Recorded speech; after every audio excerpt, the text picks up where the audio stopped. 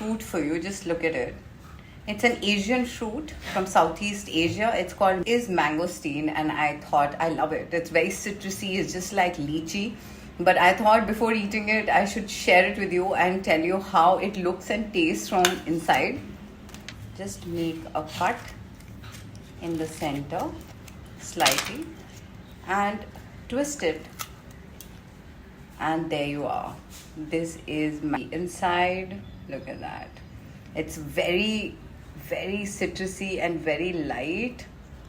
Here, look at that. It's got segments.